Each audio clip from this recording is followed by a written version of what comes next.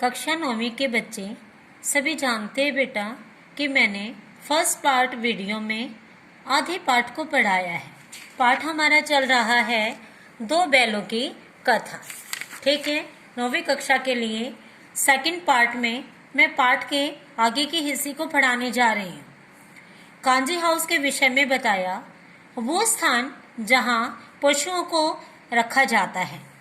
Kanji house में उन्हें दिन भर कुछ भी खाने को न दिया गया। समझ आ गया बेटा? हीरा और मोती जो दोनों बैल किसी की कैद से भाग निकले थे, अब उन्हें कांजी हाउस में कैद कर दिया गया था। कांजी हाउस में उन्हें दिन भर कुछ भी खाने को नहीं दिया गया। उन्हें लगा इससे अच्छा तो गया था। ठीक है, वो किसान जो उसका शोषण करता था, जो उन्हें मारता था, वो भी अच्छा था। दोनों ने देखा कि यहाँ कई भैंसें, बकरियां, घोड़े, गधे तो थे, पर किसी के सामने चारा नहीं था। वे सब कमजोर हो गए थे। वे जमीन पर ऐसे पड़े थे मानो मर गए हो। वे खड़े भी नहीं हो सकते थे।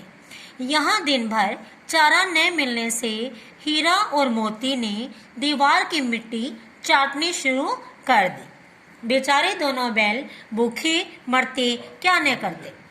चारा न मिलने से हीरा विद्रोही हो उठा। ठीक है बेटा, मैंने आपको पहले भी बताया हीरा का जो स्वभाव था वो थोड़ा क्रोधित था। उसने मोती के साथ मिलकर भागने के लिए दीवार तोड़ने की एक योजना बनाई। बाड़े की कच्ची दीवार में हीरा ने अपने सींग गड़ा दिए।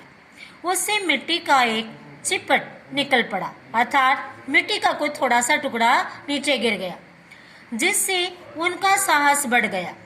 अब दीवार गिराने के लिए बार बार चोटें करने लगा। अब वो जानता था कि उसकी चोट से दीवार टूट जाएगी और हम दोनों बैल भाग निकलेंगे। इसी समय कांजी हाउस का चौकीदार, ठीक है, पहरेदार लालटेन लिए जानवरों की हाजिरी उपस्थित थी लेने आ गया। उसने हीरा का उजड़पन देख लिया और वह समझ गया कि ये बैल सभी को परेशान कर सकता है। उसे डंडे मारे और मोटी रस्सी से बांध दिया। इसके उपरांत मोती ने हीरा को मोटी रस्सी में बांध देखकर चिढ़ गया। ठीक है, एक मित्र दूसरे मित्र की सहायता करने के लिए आतुर हो गया। हीरा ने जवाब दिया कि बंधन की परवाह नहीं है, कि कोई मुझे बांध रहा है, इस बात का कोई हमें दुख नहीं है। अगर दीवार टूट जाती है तो कितनी जानें बच जाएंगी। अर्थात हीरा मोती कांजी हाउस में कैद अन्य पशुओं को भी आजाद करवाना चाहते थे। यह सुनकर मोती को जोश आ गया। उसने दीवार तोड़ने के लिए उस पर चोट करना शुरू कर दिया। थोड़ी सी मिट्टी गिरने वाली थी कि उसका जोश बढ़ा। मिट्टी गिरी और वह अपने प्रयास में दोबारा से लग गया। करीब 2 घंटे की जोर की आजमाइश, ठीक है बेटा, के बाद आधी दीवार गिर गई। दीवार गिरते ही जानवरों में जान आ गई, प्रसन्न हो गई। अब उन्हें आजादी की कोई आशा दिखाई देने लगी। घोड़ियां, बकरियां, भैंसें भाग निकली, पर गधे अभी भी वहीं खड़े थे। समझ आ गया? मैंने आपको पहले भी बताया कि बाकी जो जानवर थे वो चतुर थे, सयाने थे, किंतु गधे वहीं खड़े थे। मोती हीरा की रस्सी तोड़ने में लगा था, पर असफल रहा। यह देख हीरा ने उससे कहा, मुझे छोड़ दो, तुम भी चले जाओ, शायद कहीं भेंट हो जाए। एक मित्र दूसरे मित्र को स्वतंत्र कराना चाहता था। मोती इतना स्वार्थी नहीं था। समझ आ गया मेरे प्यारे विद्यार्थियों? पाठ हमें शिक्षा देता है, एक आदर्श प्रस्तुत करता है कि दुख में पड़े मित्र को नहीं छोड़ना चाहिए। वह हीरा का साथ नहीं छोड़ना चाहता था। हीरा ने मोती से कहा, भाग जाओ वरना बहुत मार पड़ेगी। उसे समझाया, पर मोती इससे डरे बिना कहने लगा, मुझे मार की चिंता नहीं है, मैं तुम्हारे साथ रहना चाहता हूँ, तुम्हारी सहायता करना चाहता हूँ। 9-10 प्राणियों की जान बची है, वे तो आशीर्वाद देंगे ना, मैं तुम्हारे साथ यहीं रहूंगा। अब मोती ने सींग मारकर दोनों गधों को बाहर निकाल दिया, क्योंकि गधे अपनी मूर्खता के कारण वहीं उपस्थित थे, और हीरा के पास सो गया। अर्थात सभी जानवर और वो दोनों गधे हीरा मोती ने कांजी हाउस से भगा दिए। सवेरे कांजी हाउस कर्मचारियों में खूब खलबली मच गई, शोर शराबा मच गया बेटा। बाद में मोती की खूब पिटाई करने के बाद उसे भी मोटी रस्सी में बांध दिया। ठीक है, हीरा मोती सप्ताह भर, सप्ताह का मतलब है 7 दिनों का समूह, 7 दिनों तक कांजी हाउस में रहे। इस बीच इन्हें एक बार पानी दिखा दिया जाता था।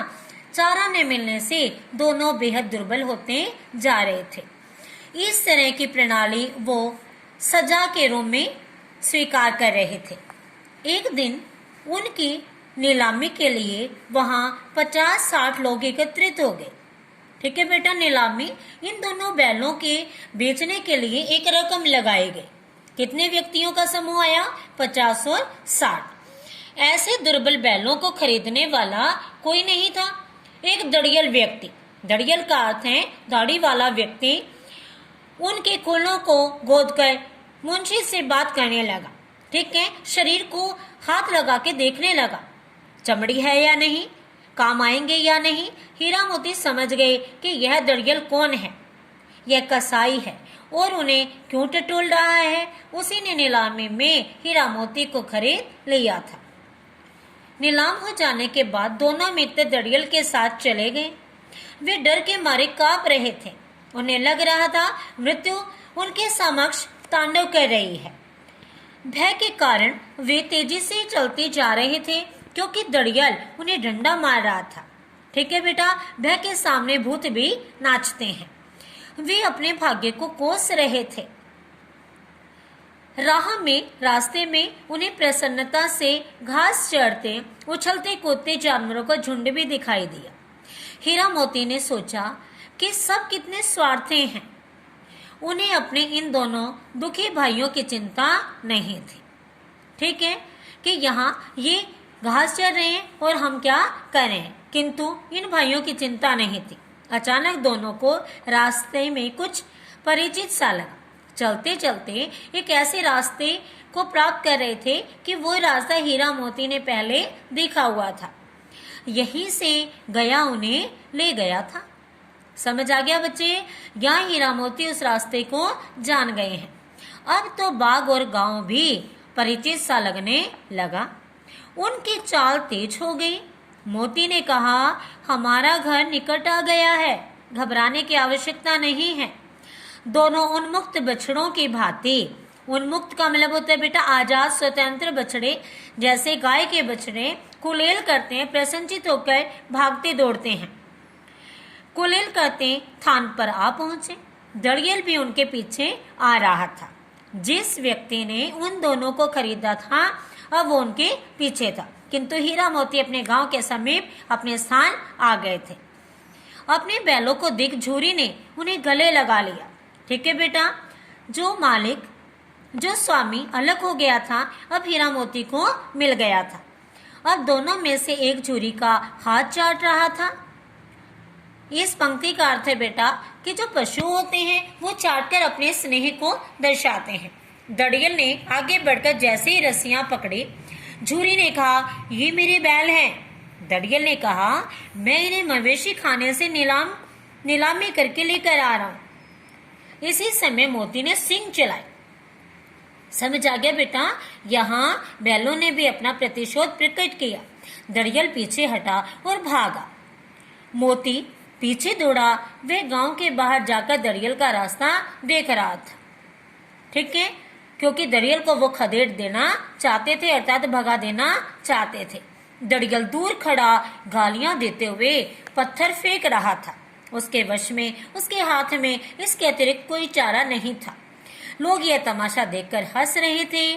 दड़ियल के जाने पर मोती लौट आया। झूरी ने उनकी नादों में, खोर में खली, भूसा, चोकर और दाना भर दिया।